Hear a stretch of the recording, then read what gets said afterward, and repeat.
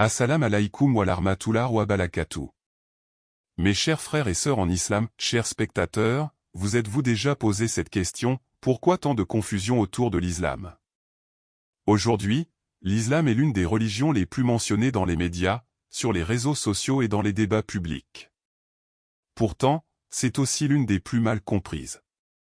Beaucoup de personnes se font une opinion sur l'islam sans avoir jamais ouvert le Coran, sans avoir parlé à un musulman, sans même avoir écouté un savant musulman expliquer les bases de cette religion.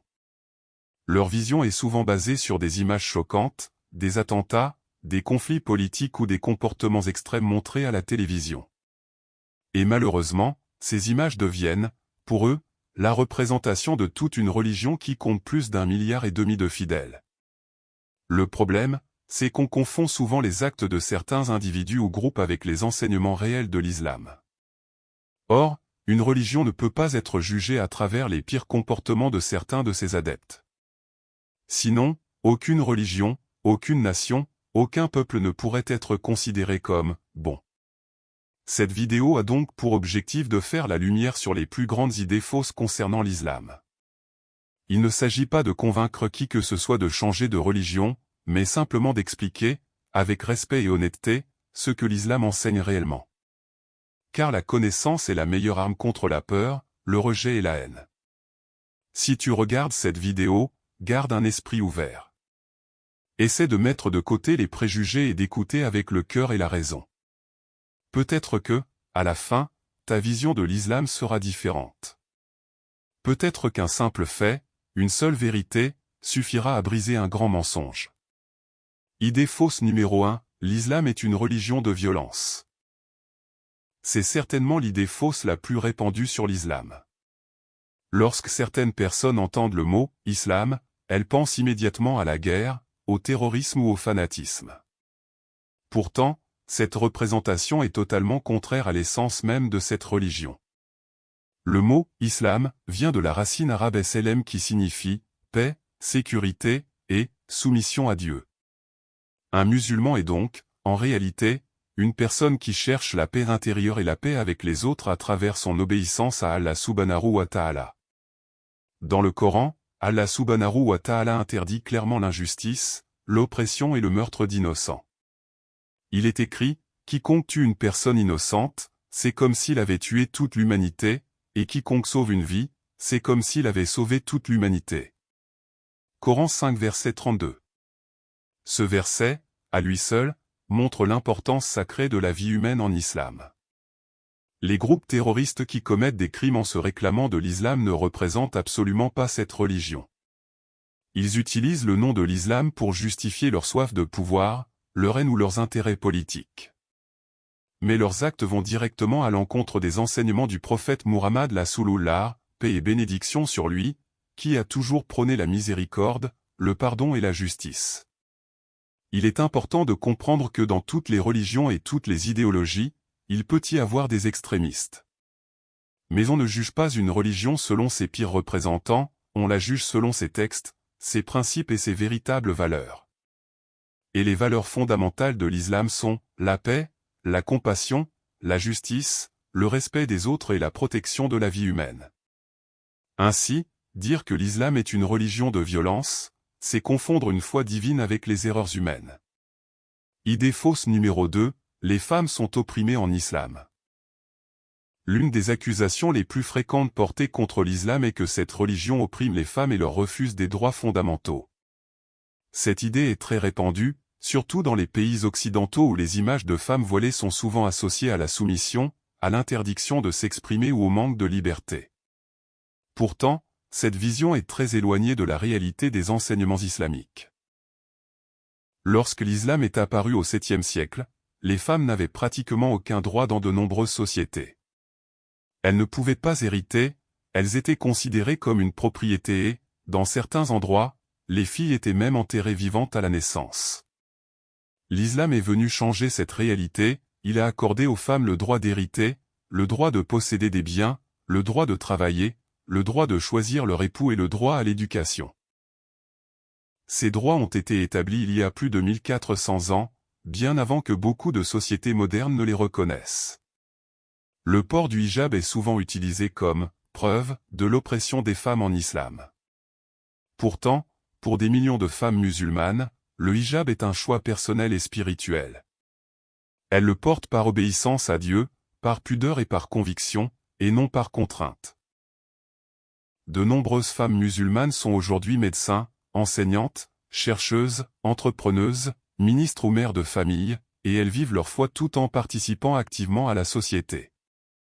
Il est important de comprendre que lorsque des injustices sont commises contre les femmes dans certains pays musulmans, cela vient très souvent de traditions culturelles, de l'ignorance ou du mauvais comportement des hommes, et non des enseignements de l'islam lui-même. Confondre une culture avec une religion est une grande erreur. L'islam, dans ses sources authentiques, honore et respecte profondément la femme, en tant que mère, épouse, sœur et être humain à part entière.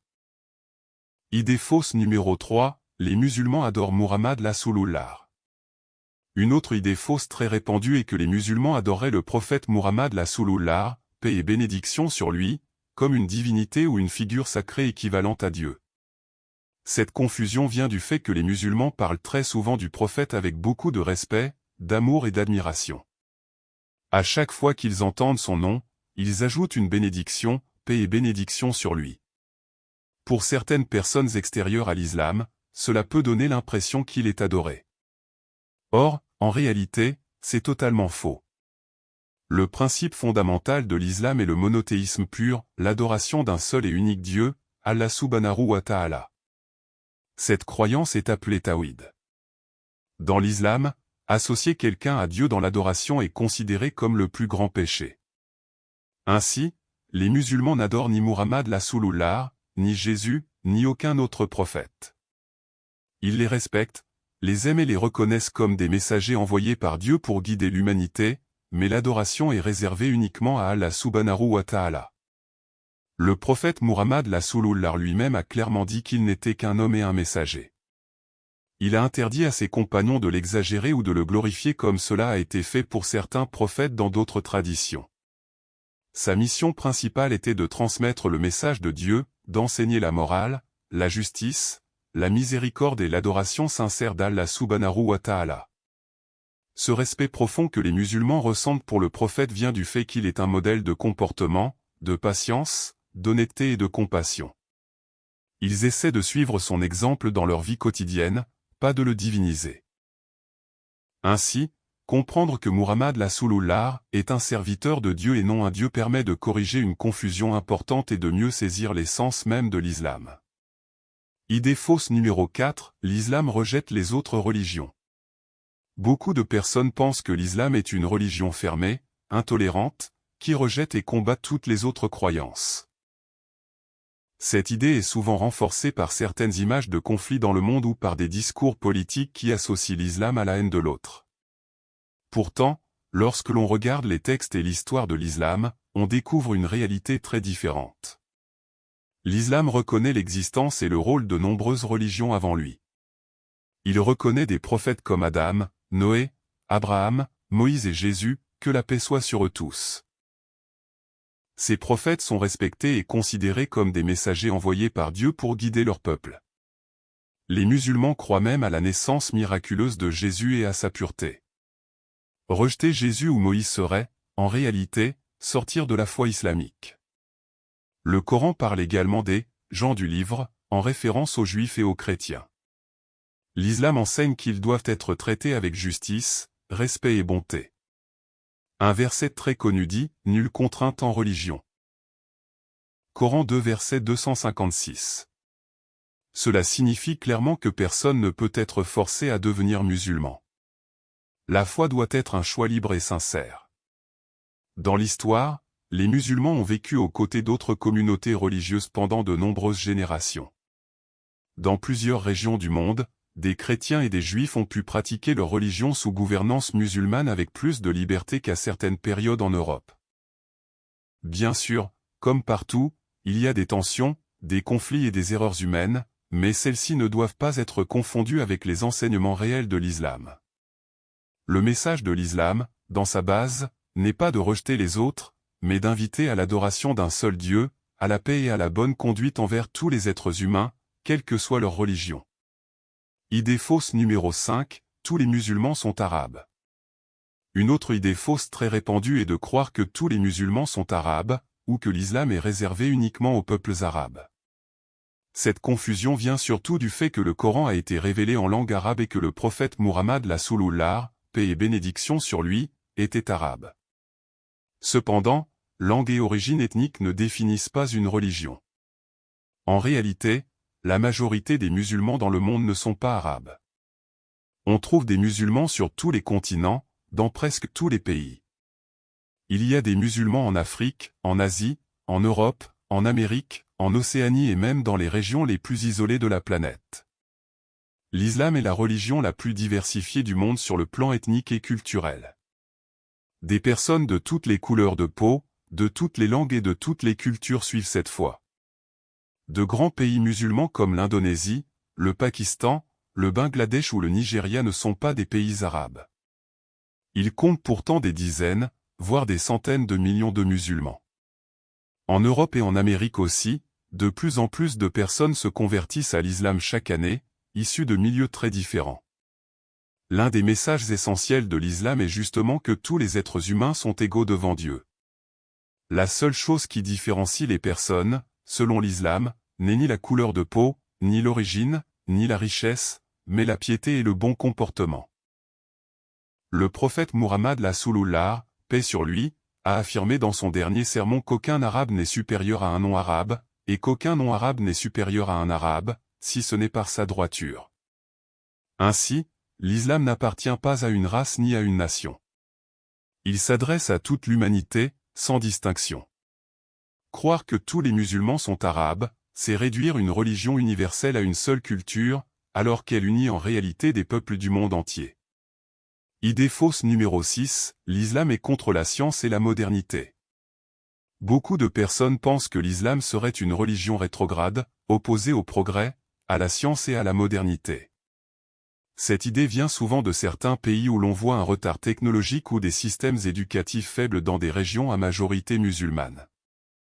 Mais, encore une fois, il faut faire la différence entre les actions des hommes et les enseignements de la religion.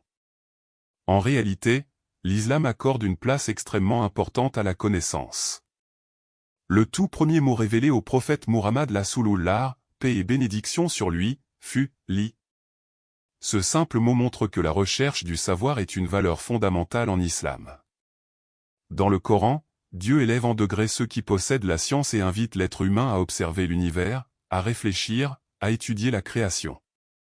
Pendant plusieurs siècles, le monde musulman a été à l'origine de grandes avancées scientifiques, en mathématiques, en astronomie, en médecine, en chimie, en géographie et en philosophie. Des savants musulmans comme Al-Khwarizmi, Ibn Sina, Avicenne, Al-Biruni ou Ibn al-Haytham ont contribué de manière immense au développement de la science moderne. Certaines de leurs découvertes ont été utilisées plus tard en Europe et ont participé à la Renaissance. L'islam ne s'oppose pas à la technologie ni au progrès, tant que celui-ci est utilisé pour le bien de l'humanité. Ce qu'il condamne, ce sont les dérives immorales, l'injustice, la corruption et l'utilisation de la science pour détruire la vie humaine ou répandre le mal. Il est donc faux de dire que l'islam est contre la modernité. Le vrai problème est souvent le manque d'éducation, la mauvaise gouvernance ou les conflits politiques dans certains pays musulmans, et non la religion en elle-même. L'islam, dans son essence, encourage l'apprentissage, l'excellence, la réflexion et la contribution positive au monde. En conclusion, il faut briser les idées fausses pour mieux comprendre l'islam. Alors chers musulmans et musulmanes, chers spectateurs, nous avons vu à travers cette vidéo que beaucoup d'idées reçues sur l'islam sont en réalité des malentendus, des préjugés ou des informations tronquées. L'islam n'est pas une religion de violence, il ne rejette pas les femmes, il ne divinise pas, il respecte les autres religions, et il n'est pas réservé aux Arabes. L'islam encourage la science, l'éducation, la réflexion et le progrès. Toutes ces vérités montrent que la perception que l'on peut avoir de cette religion est souvent très éloignée de la réalité. Il est important de comprendre que les erreurs, les violences ou les injustices que l'on observe dans le monde ne doivent pas être confondues avec les enseignements authentiques de l'islam. Beaucoup de ces actes viennent de l'ignorance, de l'extrémisme ou de la mauvaise interprétation de textes, et non de la religion elle-même. L'islam, au contraire, prône la justice, la paix, le respect et la compassion envers tous les êtres humains. La meilleure façon de briser les idées fausses est de s'informer avec honnêteté et ouverture d'esprit. Lire le Coran, écouter des savants fiables, dialoguer avec des musulmans sincères, observer leurs actions et leurs comportements sont autant de moyens pour comprendre la véritable essence de cette religion. Si cette vidéo vous a aidé à mieux comprendre l'islam, rappelez-vous que la connaissance est toujours la clé pour dissiper la peur, les préjugés et la haine. Chaque vérité découverte est un pas vers le respect et l'harmonie entre les peuples. Merci d'avoir regardé cette vidéo. Abonnez-vous à la chaîne et partagez la vidéo autour de vous, car corriger les idées fausses sur l'islam commence par la diffusion de la vérité.